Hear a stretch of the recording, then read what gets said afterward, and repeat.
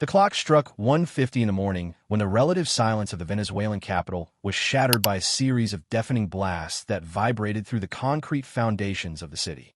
For many residents of Caracas, the initial sound was mistaken for the beginning of a massive earthquake, but the rhythmic succession of 7 distinct explosions soon signaled a far more intentional and violent reality.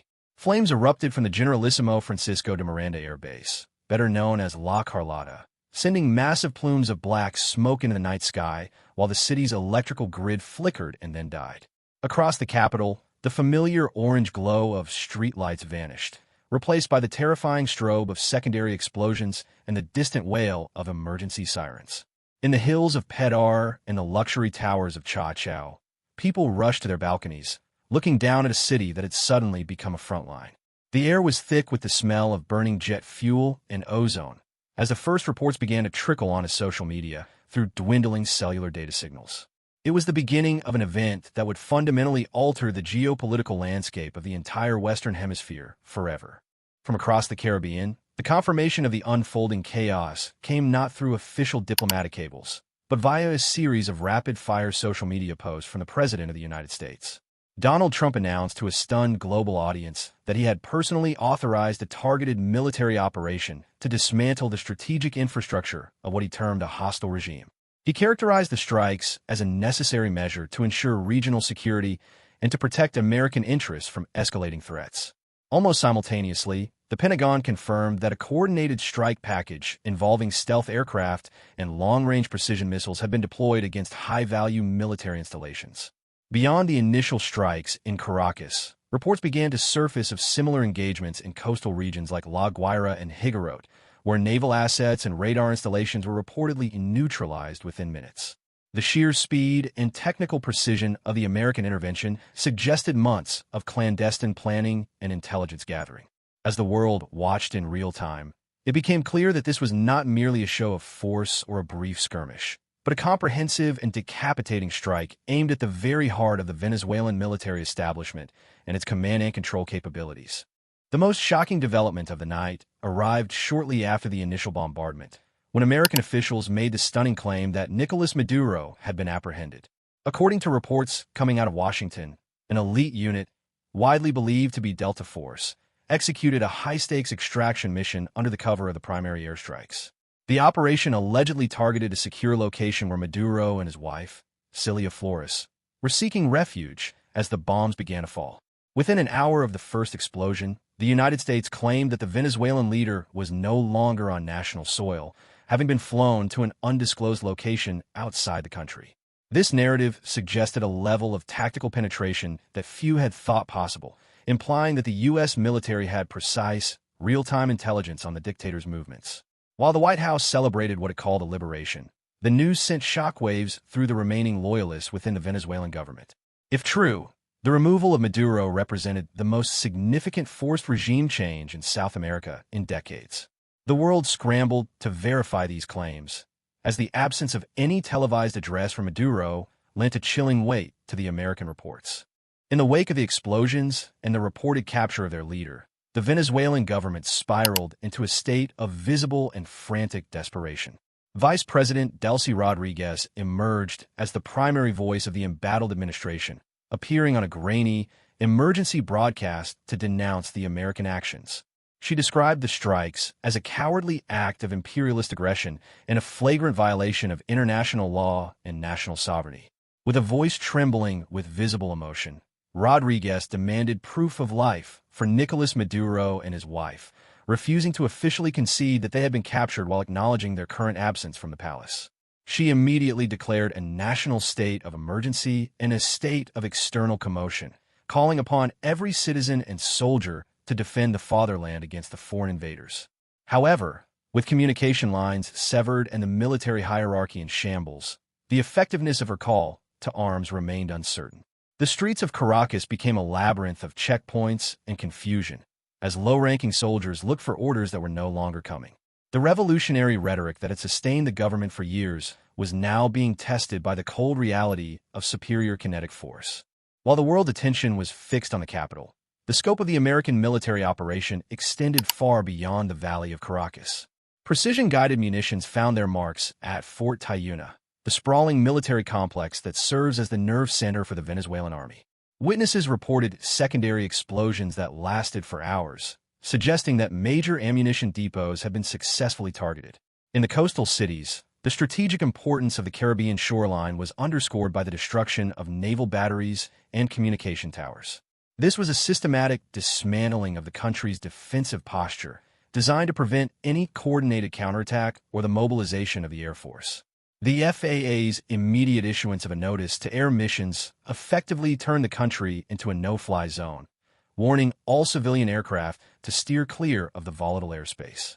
Every major airport was effectively shuttered, either through direct damage to runways or the total collapse of air traffic control systems. This level of synchronization indicated that the United States had achieved total air superiority within the first 60 minutes of the engagement. The military infrastructure that had been bolstered by years of foreign investment was neutralized in a single, overwhelming night of violence. For the millions of ordinary Venezuelans living through the night of January 3rd, the geopolitical implications were secondary to the immediate terror of the unknown. As the power grid failed, the city plunged into a darkness that was only broken by the hellish glow of fires and the headlights of fleeing vehicles. Rumors spread like wildfire in the absence of reliable news, with many fearing a full-scale ground invasion was imminent. Families huddled in the hallways of their apartment buildings, away from windows that might shatter from the pressure of the blasts. In the poorer barrios, where houses are built precariously on hillsides, the vibrations of the explosions raised the terrifying specter of landslides. The shelter-in-place advisory issued by the U.S. Embassy in Bogotá for any Americans remaining in the country was a grim reminder of how dangerous the situation had become. Hospitals, already struggling under years of economic crisis, were forced to rely on aging backup generators to keep life-saving equipment running as they prepared for an influx of casualties. The psychological impact of the strikes was profound, as a population already exhausted by years of political and economic turmoil was suddenly forced to confront the visceral reality of modern warfare. The global community reacted to the news with a mixture of shock, condemnation, and urgent calls for restraint. Colombian President Gustavo Petro was among the first regional leaders to speak out, expressing his deep concern over the missile bombardment of a neighboring sovereign nation. Petro immediately called for an emergency meeting of the United Nations Security Council, arguing that the American intervention threatened to destabilize the entire South American continent and spark a wider regional conflict. In Moscow and Beijing, the rhetoric was even sharper, with both governments issuing stern warnings against what they termed illegal unilateral military actions. They accused the United States of returning to the era of gunboat diplomacy and warned of unforeseen consequences for global stability. Meanwhile, traditional American allies in Europe and the Americas found themselves in a difficult position, caught between their long-standing opposition to Maduro's rule and their commitment to the principles of non-intervention. The diplomatic corridors of the UN were abuzz with activity as diplomats worked through the night to draft resolutions and seek clarity on the legality of the strikes. The world was witnessing a direct challenge to the established international order, with no clear path back to the status quo. Military analysts began to dissect the American operation, noting that it followed the classic decapitation strike model popularized in modern warfare. By targeting the leadership and the primary communication hubs simultaneously, the United States aimed to paralyze the Venezuelan state before it could mount any effective resistance. The reported involvement of Delta Force suggested that the extraction of Maduro was the primary objective, with the airstrikes serving as both a distraction and a means of suppressing air defenses. This strategy was designed to minimize American boots on the ground, while achieving a total political collapse of the targeted regime. However, experts warned that while the kinetic phase of the operation appeared successful, the political aftermath could be chaotic. Removing a leader is often the easiest part of regime change. Filling the ensuing power vacuum is where many such interventions have historically failed.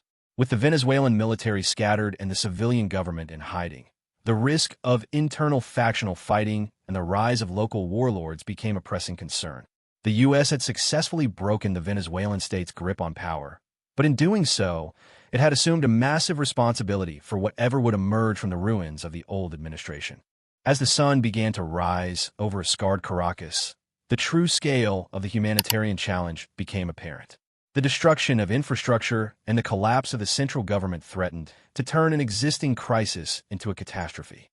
With no clear authority in place, the distribution of food, water, and medicine, already fragile, was completely disrupted.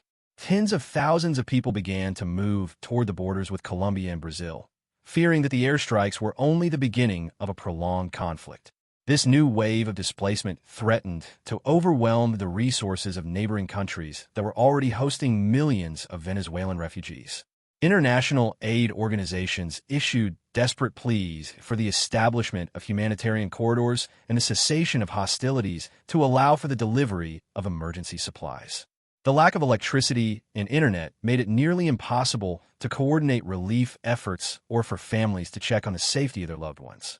What began as a surgical military operation was quickly evolving into a massive civilian emergency that would require a coordinated international response.